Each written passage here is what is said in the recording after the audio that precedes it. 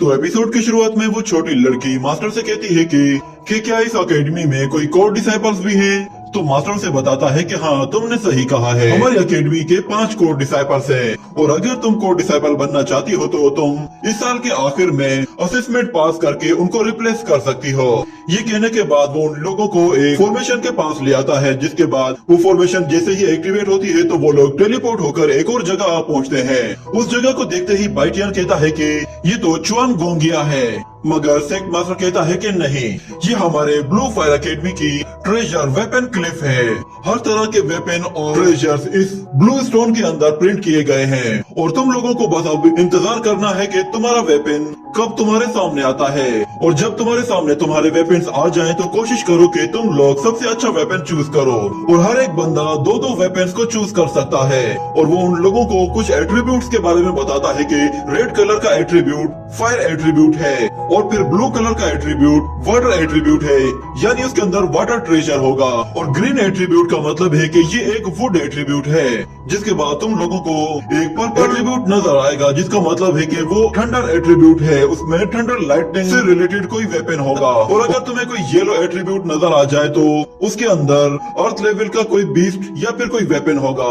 मैंने तुम सब लोगों को कलर्स और उनके एट्रीब्यूट्स के बारे में बता दिया है, मगर तुम लोगों को अपने वेपन्स को अपनी 5 मेरिडियंस के हिसाब से ही चूज करना है। जो तुम्हारे लिए ज्यादा सूटेबल हो वही चूज करना।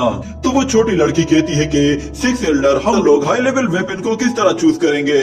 तो मास्टर बताता है कि जिस एट्रीब्यूट की लाइट ज्यादा शाइन कर रही हो तो वो ज्यादा हाई लेवल का होगा। मगर एक बात बता दूं, अर्थ लेवल के एट्रीब्यूट से कोई बीस्ट भी बाहर निकल सकता है, इसलिए तुम लोग ज्यादा लालच मत करना, वरना तुम्हारे लिए मुसीबत हो सकती है। क्योंकि वेपन जितना ज्यादा हाई लेवल का होगा उसे हासिल करने के लिए भी उतनी ही ज्यादा मेहनत करनी पड़ेगी। और तुम लोगों के पास सिर्फ एक ही मौका है। अगर तुम लोगों ने इस मर्तबा अपने वेपन चूज कर लिए तो फिर ठीक है, वरना तुम लोगों को यहाँ दोबारा आने का मौका सिर्फ अगले साल ही मिलेगा। तो चलो अब सब लोग तैयार हो जाओ, मैं यहाँ से वेपन्स बाहर निकालने वाला हूँ। ये कहने के बाद मास्टर अपना एक कंपास जैसा ट्रेजर बाहर निकालता है और सब लोगों से कहता है कि तुम सब लोग अपने लेवल के हिसाब से ही ट्रेजर चूज करना।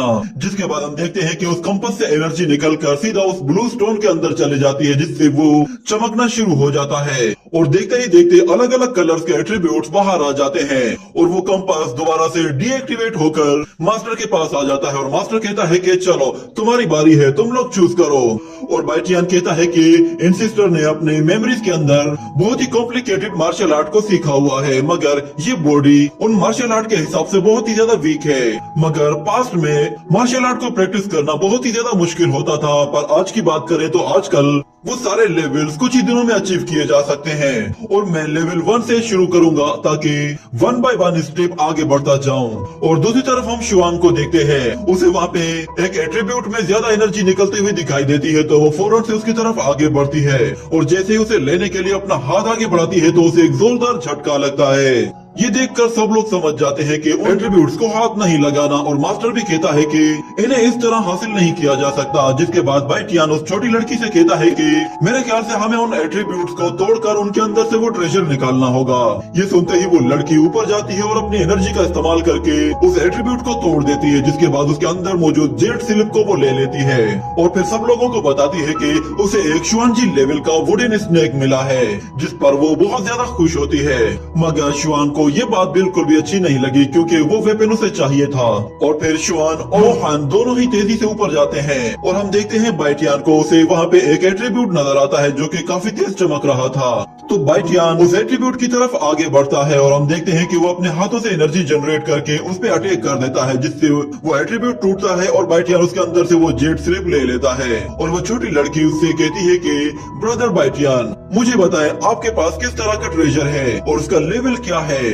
तो बाइटियन कहता है कि ये एक मिड ग्रेड का मिस्टीरियस स्किल मैनुअल ट्रेजर है। तो मिड लेवल ट्रेजर का सुनते ही शुआन को भी आग लग जाती है और वो किसी हाई लेवल के ट्रेजर को हासिल करने की कोशिश करती है, जिसपे अचानक पहाड़ों में दरारें पड़ना शुरू हो जाती हैं। और हमें दिखाया जाता है कि एक एट्रीब्यूट के अंदर से एक बहुत बड़ा जायंट स्नेक बाहर आ जाता है। उस स्नेक को देखते ही शुआन तेजी से उसकी तरफ आगे बढ़ती है और उस पर एनर्जी अटैक कर देती है, मगर वो स्नेक उस अटैक को आराम से डिस्ट्रॉय कर देता है और शुआन पर पर भी हमला करके उसे पीछे धकेल देता है। ये देखकर फिर मोहान उस पर हमला करने के लिए जाता है, मगर मोहान के अटैक का भी उस पर कोई असर नहीं होता और वो उसके पास आकर उस पर अपनी टेल से अटैक करता है, जिससे वो वहाँ से दूर जा गिरता है। मगर शुआन हार मानने वाली नहीं थी, वो दोबारा से हमला करने के लिए आती और अब पूरी ताकत से एनर्जी अटैक करती है, जिस पर वो जायंट स्नेक भी उस पर एनर्जी अटैक करता है। तो उस अटैक से शुआन इंजर्ड होकर वहाँ से दूर जा गिरती है, मगर फिर उसके बाद मोहान दोबारा से आगे आता है और वो भी अपनी पूरी ताकत से एनर्जी अटैक करता है,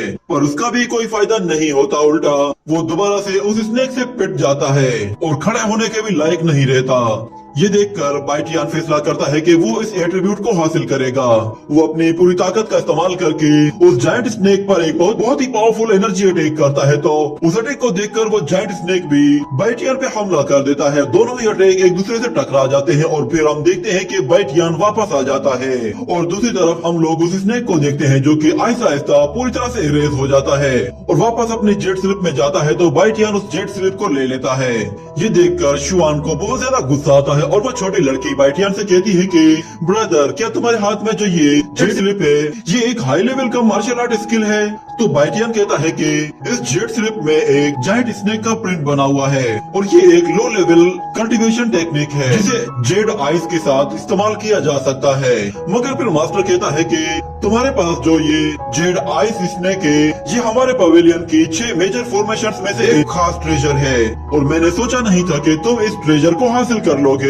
पर मैं तुम्हें बता दूंगा इस टेक्निक को कल्टीवेट करना इतना आसान नहीं होगा, पर चाहे तुम्हें इसके लिए दिन रात एक करना पड़े भी तो कर देना, मगर इसे सीखना जरूर। और वो बाकी लोगों से कहता है कि टाइम निकला जा रहा है, जल्दी से अपना सेकंड वेपन भी चूज कर लो, फिर ये मौका दोबारा नहीं मिलेगा। ये कहने के बाद बाइटियान वहीं पे ही कल्टीवेट करने के लिए बैठ जाता है और बाकी लोग अपने ट्रेजर चूज करने के लिए चले जाते हैं। और कुछ ही देर गुजरती है तो वो छोटी लड़की दोबारा वापस आ जाती है और कहती है कि मुझे एक लो ग्रेड का ग्रीन सिकाडा शेडो ट्रेजर मिला है और वहीं पे शुआन को एक 0 लेवल का मिस्टीरियस ट्रेजर मिला है। और फिर मोहन देखता है कि उसे भी सेम वैसा ही 0 लेवल का स्किल मैनुअल मिला है।